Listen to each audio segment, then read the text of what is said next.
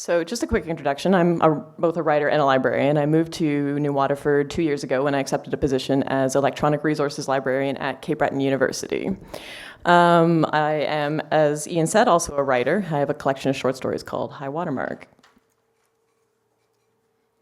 One of my first jobs when I started at CBU was organizing a collection called the Brador Collection. What it is it's thousands of reports, studies, and documents on various aspects of the Cape Breton economy and living conditions on Cape Breton Island. It is an archive of zines, pamphlets, brochures, newspapers, even the Joint Action Group report on the remediation of the tar ponds. But it's something I like to call the place where community economic development ideas go to die. It was also an amazing way for me as a come from away to learn about Cape Breton Island. I could have started a job and just been cataloging books, but instead I got to organize and digitize a collection of ephemera all about Cape Breton Island. As I started going through the collection as a librarian, my writer brain also was looking at it and the potential for stories. So a little bit of background. I moved to Nova Scotia 10 years ago, and I spent most of that time living in a rural fishing village called Advocate Harbour in Cumberland County on the Bay of Fundy. I taught there, and half of the stories in High Watermark are inspired by my living in Advocate Harbour. I really felt that before I moved to the Maritimes, that the Maritimes portrayed in Canadian literature is really false. It's the sort of ye old tales of yore, sepia-colored dory stories of fishermen, and I thought, where are the stories of, why is it that we always get the Halifax explosion and not the Halifax pop explosion? So a goal in writing High Watermark was I wanted to portray authentic Maritimers, not these sort of false, romanticized Maritimers that we often see in Canadian literature. So I thought, well, the Brador collection would be kind of a great place to start if I was ever going to write about Cape Breton. At the same time that I moved to Cape Breton Island, I started coming to the idea lectures. I wanted to be involved in the community. I had a piece in Lumiere, and there was a lot of talk about creativity, which was great. I'm a creative person, and a lot of people were talking about how possibly the creative class, the creative arts, could revitalize the economy. Maybe there's such a thing as the creative economy. But I wondered, how exactly can creativity inspire change? And I'm not the only person who's worried about this. There's been a few articles recently that have sort of worried about the fact that maybe the creative economy doesn't exist, or maybe the creative class is actually kind of classist. I worried that this whole idea of the creative economy was another creative economic development idea that would be relegated to the dusty shelves of Cape Breton University's Brador collection. I love the idea that art can save us. Of course, I'm an artist. But I started to wonder, how is it that this idea of a creative economy will get through to the majority of Cape Bretoners who are, four-wheel driving, they love their four-wheelers, and they drive 8-cylinder trucks, and they love Tim Hortons, and they go out west to work. These are not necessarily the people who are coming to ideas talks.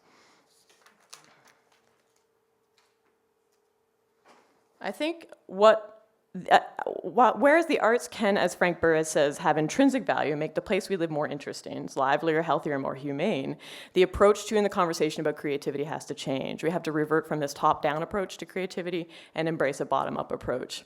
The idea of the creative class that Richard Florida has mentioned is classist. It comes from university thinking. It's often professionals, they decide kind of what type of creativity to promote and only promote a certain type of creativity. So you can kind of think of the Giller effect. Most Giller award-winning novels are these, books that take place in the past. And what happens is if a book wins an award, a type of book, a lot of people will start writing that book, or that type of book.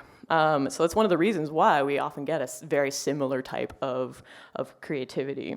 A lot of proponents of creative community economic development also think that we can, use art to save a community, but it's often really monetarily based.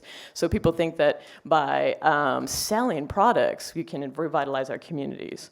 As I said, this is sort of top-down thinking. It kind of, only really works for a certain class of people.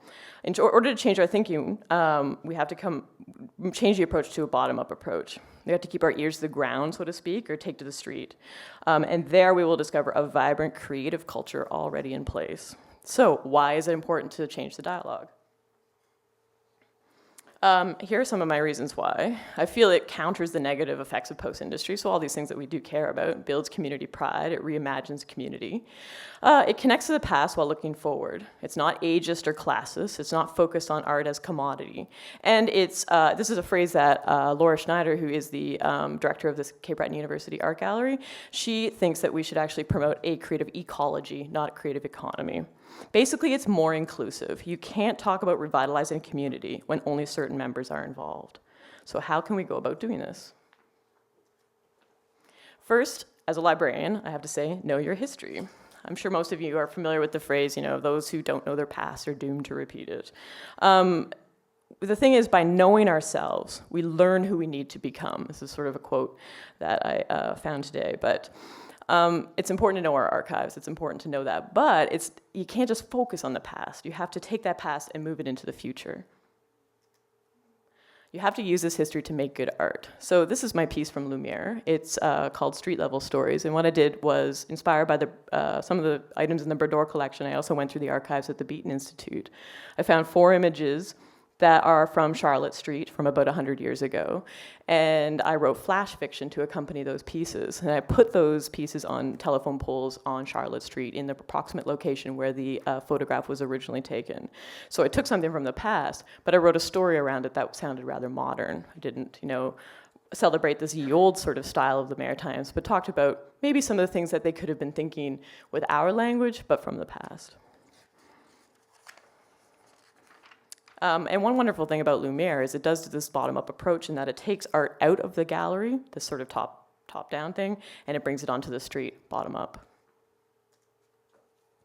Another thing we need to do is recognize that bottom-up approaches actually already exist, approaches to creativity already exist in our communities. I know a lot of you, when you think of the arts, you think of painting, you think of crafts, you might think of music, but have you ever thought about skateboarding? Skateboarding is actually performance art. It takes existing urban spaces and reimagines them. There's a really vibrant skateboarding culture in this community that not a lot of people know about. There's a skate park in almost every community in the CBRM. Kids who skateboard are not only creative kids, they incorporate history in their practice.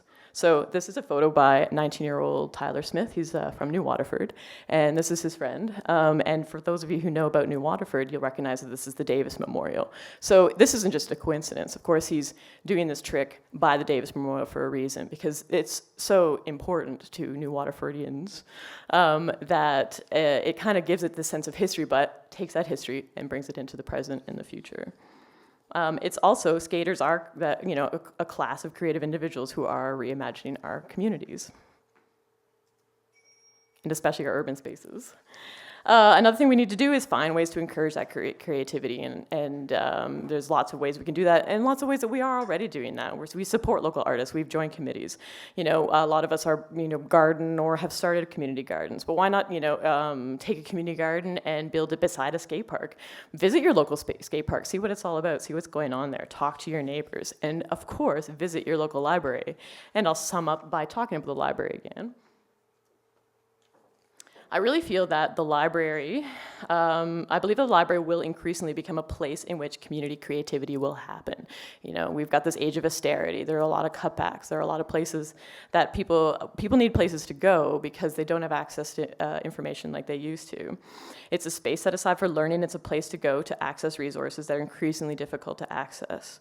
But instead of a creative class or a creative economy, I feel that the library will foster a creative ecology.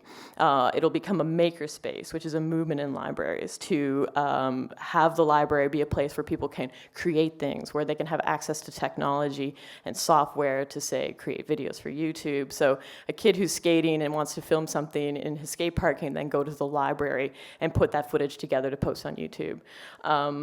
They also have access to experts who can show them how to use that software. And also, the library can become a place to better archive and disseminate artistic works that are being created now. So yeah, archives tend to be focused on the past, but archives can also archive things that are being created now and disseminate them so that people know about them in other communities. So therefore, the library can act as a middle ground or a bridge between top-down and bottom-up approaches to creativity. Thanks.